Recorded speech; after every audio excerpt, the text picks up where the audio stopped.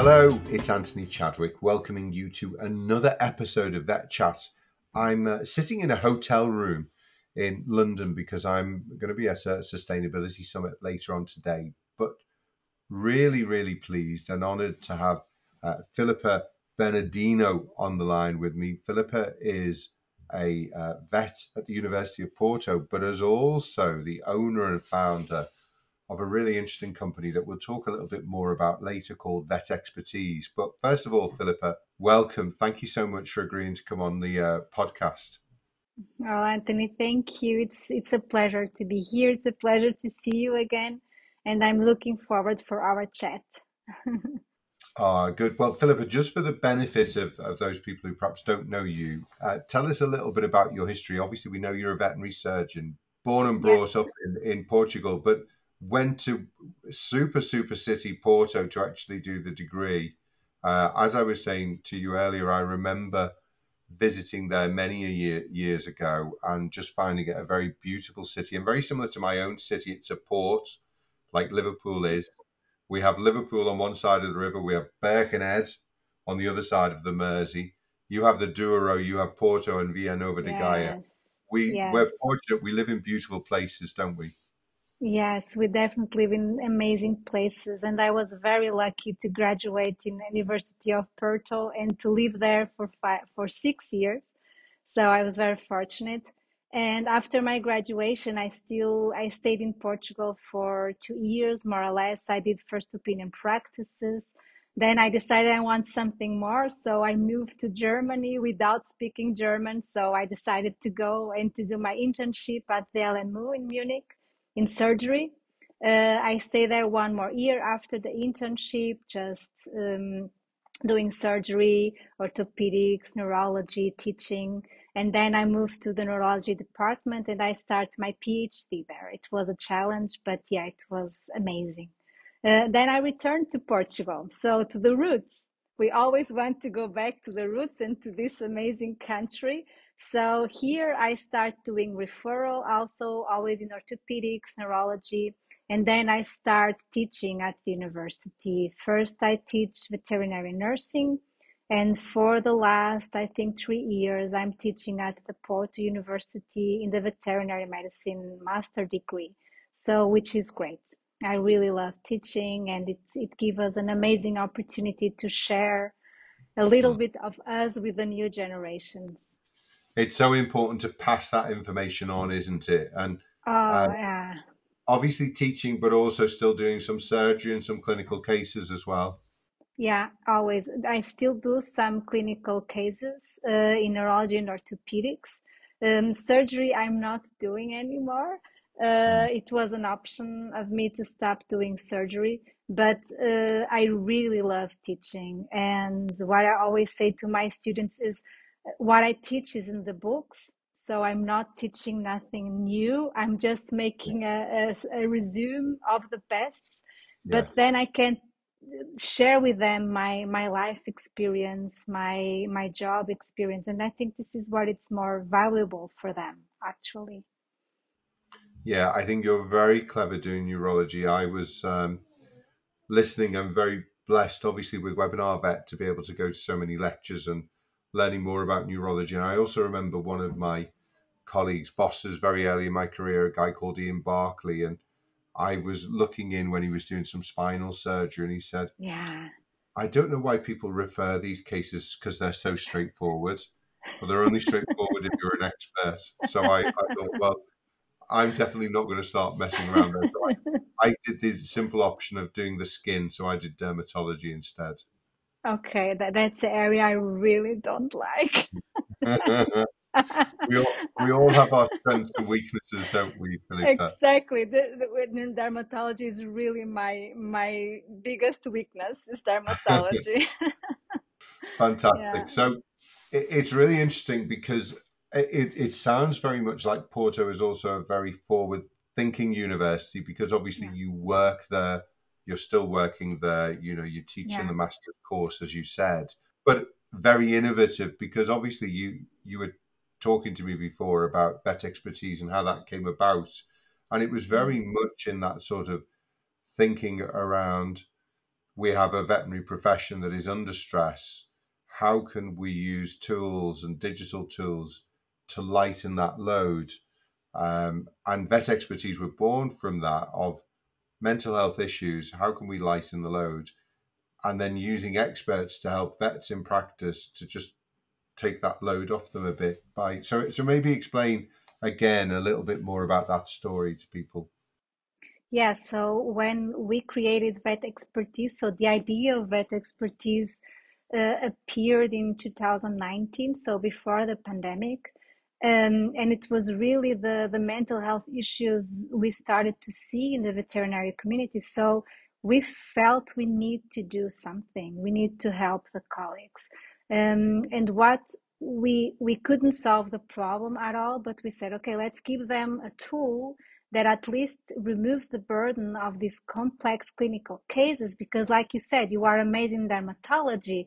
I'm good in neurology, but I don't know anything about, for instance, internal medicine, Mm, dermatology, yeah. or even the other areas. So, and we cannot know everything. So we Yeah. decided to create a network of experts with vet expertise. So we create our platform so that the vets can go and just send us the clinical cases they are not able to solve, or sometimes they don't have the time to solve it, because Mm, we know that in practice you work so many hours, you are completely overloaded, and then at the end of the day, a 12 hours shift, you need to spend 1 hour studying a case. So this is not viable. So, and mm, that's why the mental health issues, this is one of the main causes for the compassion fatigue, for the burnout we are seeing in our job, is really the workload. So we found it here that we can do something to make a difference. And also teaching at the university, I see that the younger vets, they are completely overloaded, also more than the experienced one, because we know how it is. We finished university, we mm, go to the field, and we know sometimes how to work the cases, of course, but we don't know how to get a diagnosis, how we can treat them. So vet expertise comes here as a, a really huge help. mm, And so then we also say, okay, technology is the future. We know that. So we know technology is evolving. Like we were saying, veterinary medicine is still very conservative. So but we need to work that. So we created then the telemedicine app, so that we give the vets, their clinics, a tool that belongs to them. It's on their website, and then they can start doing telemedicine with the pet parents. mm, And we found it a dream job if we can do 2 days at work, 2 days at home doing telemedicine, and 3 days at the clinic doing just practical cases. So this is how we saw that technology can really, really, really be a very important tool for the mental health mm. issues. Yeah, I think the technology and innovation is so important for us as a profession. I started Webinar Vet 14 years ago yesterday, Yeah, and the reason I did it, obviously, I was looking outside the profession. So I think it's important that if we just look with inside the profession, we're conservative and we navel gaze, then we won't find the good ideas that are outside. of course. We don't need to reinvent the wheel. The wheel is already out there. We just need to bring it into the veterinary profession. And for me, the big difficulty was, it would cost thousands and thousands of pounds to do your training. It cost a lot of time. So the one of the ways was you went away for 2 or 3 days to a conference.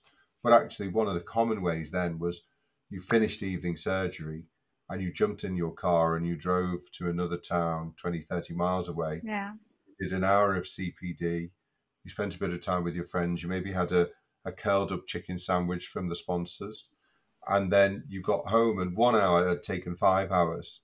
And so by digitalizing learning, we were able to democratize it, make it cheaper, make it accessible and affordable to vets all over the world. And of course, vets who are in countries that perhaps don't have the level of education that we have in Europe, um, if they can become better vets, we know that animal welfare will hopefully improve as well. definitely. So with that in mind, I spend a lot of time talking to vets and saying, unless you become a digital business, you won't survive long term. And of course, this was pre-pandemic, and then the pandemic came.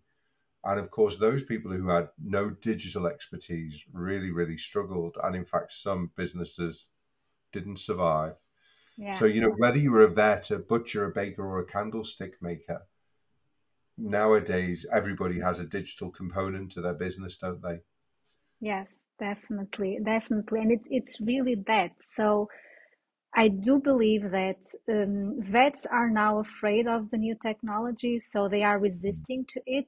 But I do believe that the vets that won't make technology a part of their daily clinics, they Mm. won't make it. Okay, they won't make it in the future. And because pet parents want technology, because we know that the new generation, the millennials, they Mm. want technology. They just don't want to go every time they need to the clinic. They don't want that. And like you said, time is the most precious thing we have in life. So why Mm. should I go and drive 1 hour to the vet, be there waiting at the waiting room half an hour for the consultation, then drive back home, and my pet is maybe stressed at the waiting room, is stressed at the appointment room. Yeah. So the pet parents want to have this option. They want to have telemedicine. They want to be able to talk online with their vets. So this is something that the vets also need to understand it. Mm. And if the pet parent really needs to go to the clinic, if the vet has a doubt, if the vet finds that he needs to see the pet in personally, so he will say to the owner, please come to the clinic and I will see it. And another very important point, you said it with the webinar, vet, when you create it's the access to high quality veterinary medicine to all the pets around the world. So Yeah. it doesn't matter if you are in a real small village, I don't know, in Africa or in the most far apart corner in the world, you can have access to experts. You can have access to the best clinical advice that otherwise you wouldn't have. You are just there without support. And what we Mm. see also in our job is the isolation, because when we think about veterinary telemedicine, we think about big cities, Liverpool, London, Lisbon, Porto, where, I don't know, every 5 kilometers you have a veterinary clinic.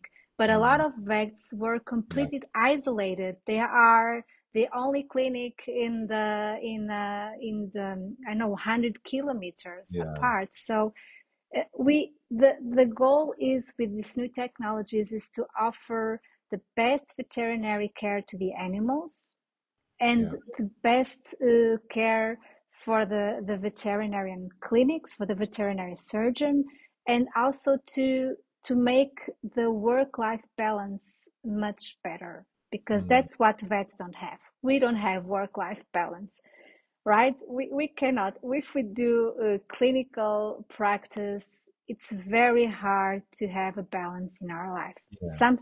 Something we miss something, I I think the think. triage is really important because, you know, if I obviously speak to vets at conferences, ring them up and so on, and now the comment is, you know, 10, 12, 14 years ago, it might have been, oh, there's not enough online education, that, you know, it's really difficult to do our education. Of course, now there's tons of online education of varying qualities.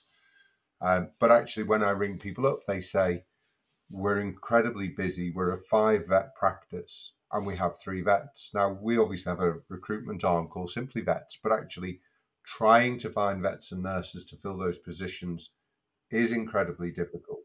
Yeah. So, therefore, the question then has to be, how do we run a 5 vet practice that was an old 5 vet practice traditionally?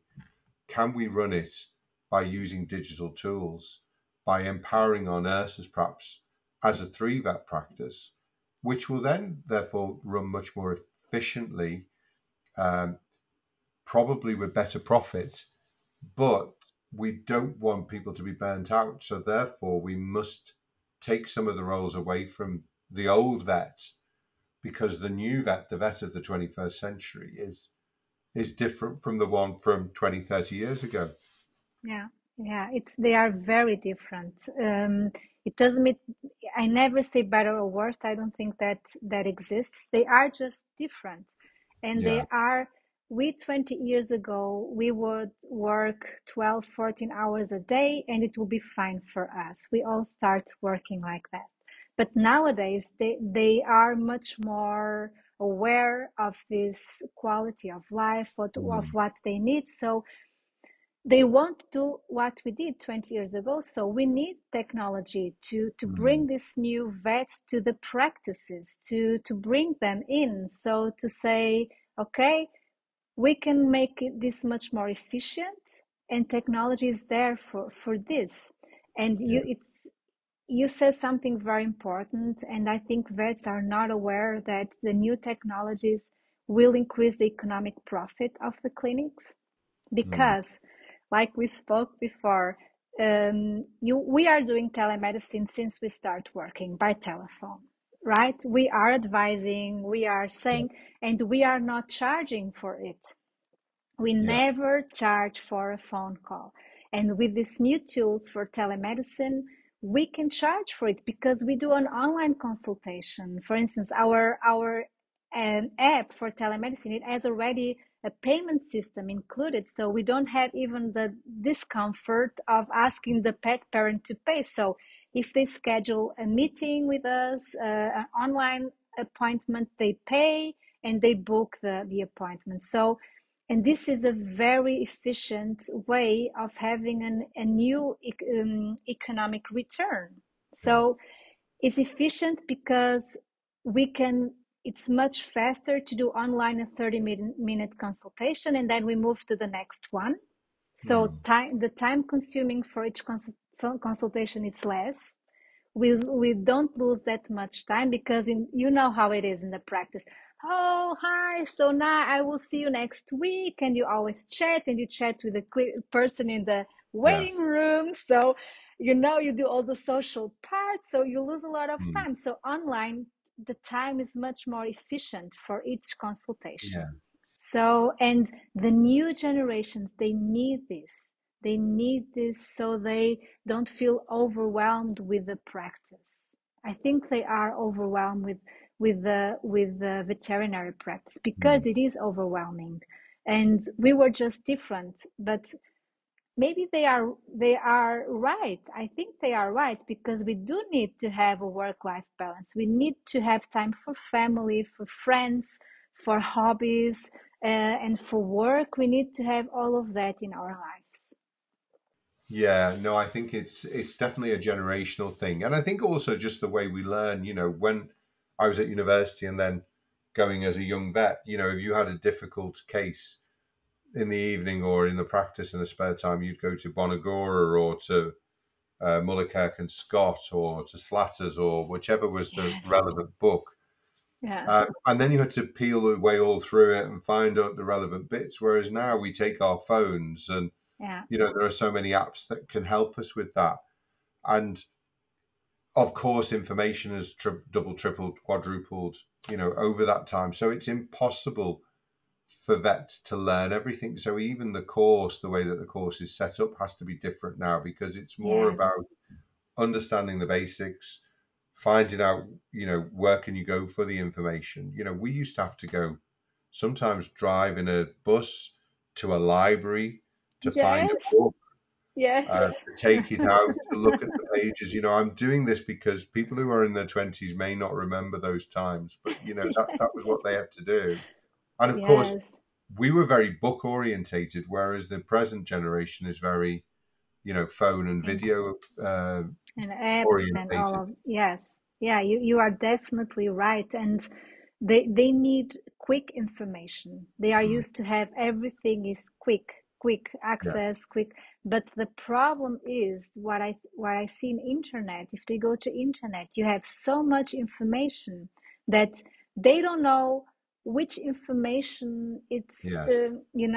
should I use? Is this the best one? Is this the worst one? So, and if you ask them, so read a paper, read an article, they don't have time for that. They don't do it. because they will lose 1 hour reading the paper. And then at the end, uh, is this really what I should do to the animal? So I think what you said, it's like we guide them to work the clinical cases. So we say how you can work a Mm. neurological case, a dermatology case, and then for vet expertise comes, okay, you work the case, so just give us the case and we will tell you what the diagnosis is, what the treatment is, what are the next steps you have to do, because sometimes we need the vets to do more ultrasound or an x-ray, so we Yeah, guide them. And this is the main thing. I think they need guidance in a very efficient way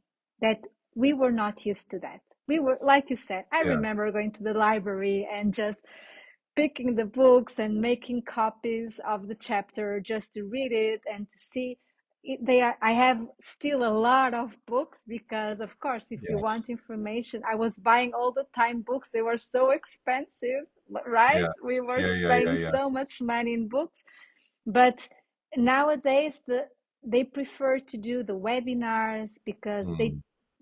the webinars are great because it's practical. So they teach them how to do in practice, which is Yeah. very different from the books. And teleconsultation is great because we work the case for them. And like we were saying, teleconsultation is also a great tool for the e-learning, Mm. because the next time they have a similar case, they will They've know learned. how to solve it. They will Yeah. learn it. So they don't need to So send the case again to vet expertise. the Yeah, standard of the vet goes up on the nurse all the time, doesn't it? always. And they learn with the best. They Mm. learn with the best experts in veterinary medicine, because we only work with board certified European or American Mm. specialists. So they learn with the best, with the most updated vets we have. So this is what great about teleconsultation. Philippa, to sort of finish up, I mean, obviously you speak impeccably beautiful English. And of course, the Thank you. scientific language is English. But what about the situation when um, obviously somebody is in another country? I know that obviously you're in Portugal, and I know that vet expertise is used by vets in Portugal and also Brazil, which is obviously also speaking Portuguese. But if you've got Portuguese speakers, English speakers, but there are people in, let's say, China or in Africa who don't speak very good English, how do you get around trying to communicate cases to them? That's a really great question, Anthony. And this was one of the challenges we had when we found vet expertise, because the idea was I want to make information accessible to everybody. Mm. And the reality is a lot of vets don't speak fluent English. So we needed to make a way that we can communicate. So what we did, we have a translator in the platform. With our experience, it works perfect. It doesn't make a 100% perfect translation, but the main information, the important information with our experience is not lost. So, which means if you are in China, if you are in South America, if you are in Africa, it doesn't matter which language you speak, you can send us the case in that language, and the vet answers you in English, and you will receive the answer in your own language. So this is the beauty in vet expertise. So we made the information accessible to every vet.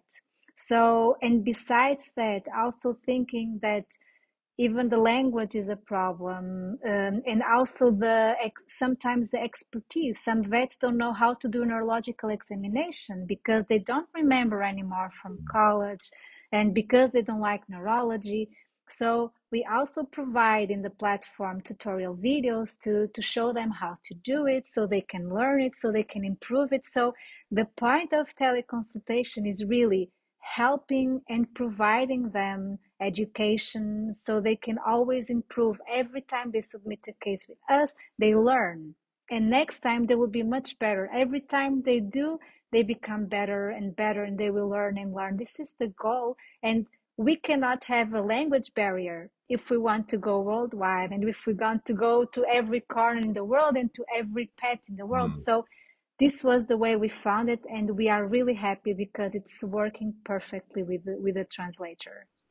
And I think it's part of both of our visions. To have the world's most confident vets. I know from a GP's perspective with Webinar Vet that if you can go on a webinar and you learn one thing that you can take into your clinical practice, then if you do that one time a week, at the end of the year, you've learned so much more. And so being a lifelong learner, I think it's so Yeah, important. And actually, it makes the job more fun. I know we're talking about overwhelm, but I think we also, I want to finish it in a hopeful note. Actually, it's a fabulous job. It's one of the best jobs in the world. And what we've found in our experience is if people embrace learning, it actually keeps them um, more confident about the job. They go into the consulting room with a fair idea of what's going on and, with a good chance of being able to solve that case.